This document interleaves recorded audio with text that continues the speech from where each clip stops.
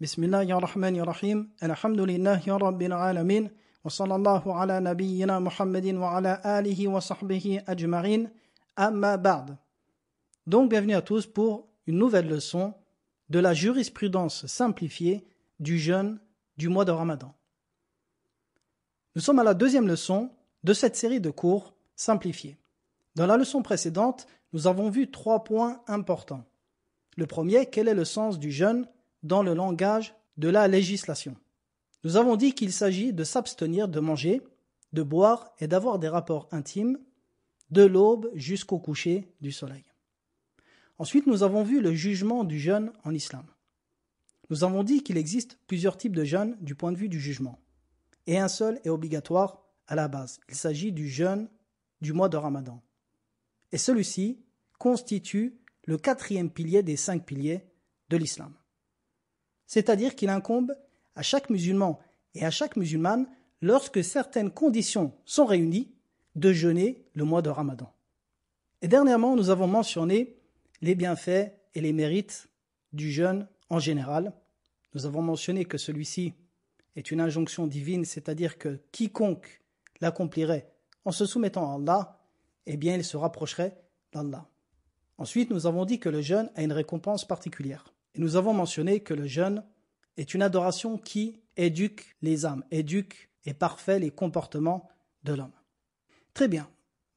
Nous allons rentrer maintenant dans la deuxième leçon. Sachez que le jeûne du mois de Ramadan fut légiféré en l'an 2 de l'Hégire. L'Hégire, le début de ce calendrier, est marqué par l'émigration du prophète, alayhi salatu wassalam, de la ville de la Mecque jusqu'à la ville de Médine. Lorsqu'il arriva à la ville de Médine, ceci marqua le début du calendrier hégirien.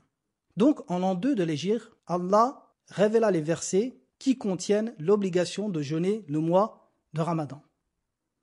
Comme Allah dit dans le Coran, Shahru Ramadan alladhi unzila fihi al-Qur'an hudan lin-nas wa bayyinatin min al-huda wal-furqan faman shahida minkum ash-shahra falyasum.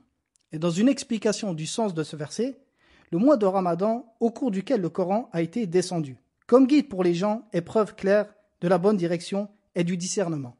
Donc, quiconque d'entre vous est présent en ce mois, qu'il jeûne. À partir de ce verset, le jeûne du mois de Ramadan est devenu obligatoire. Mais sachez qu'avant l'obligation du jeûne du mois de Ramadan, le jeûne est passé par plusieurs étapes dans la législation, comme c'est le cas pour beaucoup d'adorations. Par exemple, comme l'interdiction de l'alcool. L'interdiction de l'alcool n'est pas venue d'un coup, elle est venue progressivement. D'abord, il était interdit de boire avant d'accomplir la prière, et ensuite l'interdiction totale fut révélée. Eh bien, il en est de même pour le jeûne. Le prophète, alayhi salatu wassalam, lorsqu'il arriva à Médine, jeûnait 3 jours par mois. Et également, il jeûnait le jour de Ashura. Ensuite, le jeûne fut révélé à titre obligatoire pour tous les musulmans pendant le mois de Ramadan. Très bien. Maintenant, une question. Quand est-ce que nous jeûnons? À partir de quel moment nous devons jeûner? Nous avons dit le jeûne obligatoire, c'est le jeûne du mois de Ramadan. Sachez que les mois, en islam, sont des mois lunaires. C'est-à-dire que la vue de la nouvelle lune marque l'entrée du mois. Donc, le jour en islam commence à partir du Maghreb, à partir du Maghreb, du coucher du soleil. Un exemple, lorsque la nouvelle lune du mois de Ramadan va être vue après le coucher du soleil, le dernier jour du mois de Cha'ban, qui est le mois qui précède le mois de Ramadan, eh bien, à partir de ce moment-là, le premier jour du mois de Ramadan commence. C'est-à-dire que les jours en islam commencent par la nuit et finissent par le coucher du soleil de ce jour. Partant de ce constat, quand est-ce que nous allons jeûner le mois de Ramadan? Eh bien, à partir du moment où nous aurons vu la nouvelle lune, la lune du mois de Ramadan. Très bien, par qui? La question, qui doit voir la lune et qui est capable de la voir? Eh bien, sachez que toute personne intègre, homme ou femme, esclave ou homme libre, peut voir cette lune. Et à partir du moment où cette personne, rien n'empêche d'accepter son témoignage, lorsqu'elle transmet cette information aux autorités compétentes et que celle-ci est acceptée, dans l'islam, ceci est valide. À partir du moment où une seule personne intègre a vu la lune, eh bien, nous commençons à jeûner. La preuve de cela, c'est lorsque Abdullah ibn Omar, qui était un compagnon du prophète, alayhi salatu wassalam, et qui était le fils du grand calife Omar ibn al-Khattab, les gens cherchaient à voir la lune. Et Abdullah ibn Omar, qui était très jeune à cette époque, informa le prophète sallallahu alayhi wa sallam que celui-ci observa la lune. Alors le prophète alayhi salatu wassalam ordonna aux gens de jeûner le lendemain. Très bien. Une autre question, comment voir la lune? Eh bien, sachez que la lune doit être observée de nos propres yeux et non avec des calculs astronomiques. Comme le prophète alayhi salatu wassalam a dit, Soumu li ru'yatihi, jeûnez lorsque vous l'apercevrez, c'est-à-dire la lune. Affirmer le début du mois par les calculs astronomiques n'est pas conforme et n'est pas accepté selon l'islam. Et la preuve de cela est que l'islam est une religion simple. Sa pratique doit être possible pour tout le monde, même pour les gens de la masse. Et comment imposer des calculs astronomiques aux gens de la masse? Deuxièmement, le prophète, alayhi salatu wassalam, à son époque, était capable de connaître l'entrée du mois par la révélation. Il aurait pu demander à son Seigneur qu'il lui informe le début du mois, quand bien même il ne peut pas observer la lune par les nuages ou quelque chose qui empêcherait sa vision. Et il ne l'a pas fait. Pourquoi? Afin que cette communauté se base sur quelque chose de simple dans sa pratique. Troisièmement, le prophète, alayhi salatu wassalam, a ordonné que lorsque la vision de la lune est impossible, que nous complétions le mois de Sha'ban, le mois qui précède le mois de Ramadan, et non de calculer, de revenir à des calculs astronomiques pour affirmer le début du mois. Très bien, ceci étant dit, admettons que Zayd, un musulman parmi les musulmans, intègre, observe la lune, la nouvelle lune du début du mois de Ramadan, et que rien n'empêche d'accepter son témoignage. Il informe les autorités compétentes. Eh bien, selon l'islam, à partir de ce moment, la communauté commence à jeûner. Très bien. Maintenant, une question.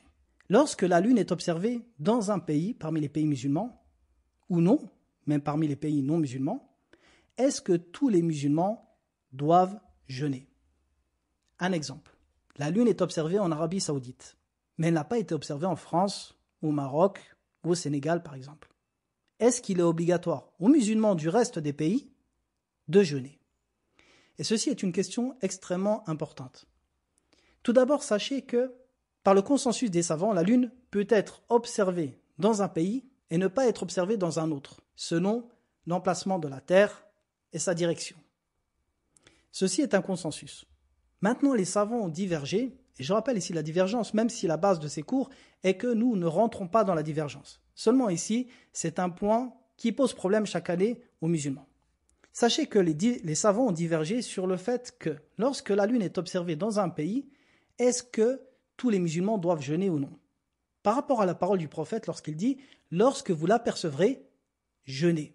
Et ici, le discours s'adresse à la masse des musulmans. Eh bien, sachez que, sans rentrer dans les détails, l'avis le plus juste est que chaque pays et chaque continent doit prendre en compte l'observation de la lune dans leur pays ou dans leur continent. Et ceci est l'avis le plus juste. C'est-à-dire que si la lune est observée en Arabie Saoudite et qu'elle n'est pas observée en France, par exemple, eh bien, il n'est pas obligatoire aux musulmans de France de jeûner. D'ailleurs, ils doivent s'abstenir de jeûner jusqu'à voir la nouvelle lune. Seulement, attention ici, un point important. Ceci dans le cas où le pays dans lequel vous vivez prend en compte l'observation de la lune et se base sur celle-ci pour déterminer l'entrée du nouveau mois. Et non dans un pays qui prend en compte et qui s'appuie sur les calculs astronomiques. Eh bien, dans ce cas, étant donné que les calculs astronomiques, comme je l'ai mentionné, ne sont pas valides pour déterminer l'entrée d'un mois, eh bien alors, dans ce cas-là, appuyez-vous sur un pays proche du vôtre qui s'appuie sur la vision, exclusivement la vision de la Lune. Un exemple, vous vivez au Maroc, par exemple. Ce n'est qu'un exemple. Mais admettons qu'au Maroc, il s'appuie sur des calculs astronomiques pour déterminer l'entrée du mois. Et qu'en Arabie Saoudite, admettons, le 30 de Sha'ban, la lune est observée. Ce même jour, dans votre pays, au Maroc, ils disent non, le mois n'a pas commencé car les calculs indiquent que le mois ne commencera que demain soir. Eh bien, qu'est-ce que vous faites? Dans ce cas-là, alors, vous jeûnez avec le pays qui a vu la lune. Pourquoi? Car celui-ci s'est appuyé sur quelque chose de légiféré en islam et l'autre pays s'est appuyé sur une méthode qui n'est pas acceptée. Troisième point important de notre leçon. Lorsque la lune n'est pas visible à cause des nuages ou de la brume, que faire? Eh bien, nous faisons comme le prophète alayhi salatu wassalam l'a dit.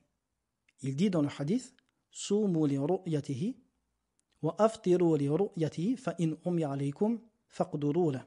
Dans une version fa in urbi alaykum fa atimmu sha'bana thalathin. Donc jeûnez lorsque vous l'observerez, c'est-à-dire la lune. Et rompez le jeûne lorsque vous l'observerez, c'est-à-dire la lune du mois d'après, la lune du mois de Shawwal. Alors dans ce cas-là, arrêtez de jeûner. فَإِنْ أُرْبِيَ عَلَيْكُمْ dans une version, فَقْدُرُوا شَعْبَانَ 30 يَوْمًا. Ce qui veut dire, et si vous êtes empêché, c'est-à-dire de voir la lune, alors complétez le nombre de jours du mois de Sha'ban à 30 jours. Et sachez que les mois lunaires ne dépassent jamais 30 jours. Ils sont toujours au nombre de 29 ou de 30. Donc lorsqu'on arrive à la nuit, au début du coucher du soleil, qui marque le début du 30e jour du mois de Sha'ban, on observe la lune. Si on ne peut pas la voir à cause des nuages ou à cause de la brume, dans ce cas-là, qu'est-ce qu'on fait? Eh bien, on considère que ce jour est le dernier jour du mois de Sha'ban et le jour d'après, on commence à jeûner. Et ceci est ce qui est légiféré. Et c'est ce qu'on appelle en islam Yawm Shak, le jour du doute.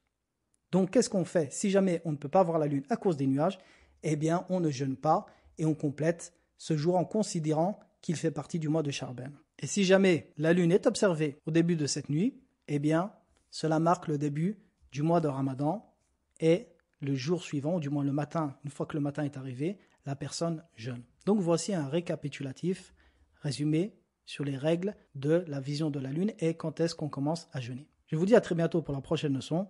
Wa sallallahu ala nabiyyina Muhammadin wa ala alihi wa sahbihi wa sallama taslima.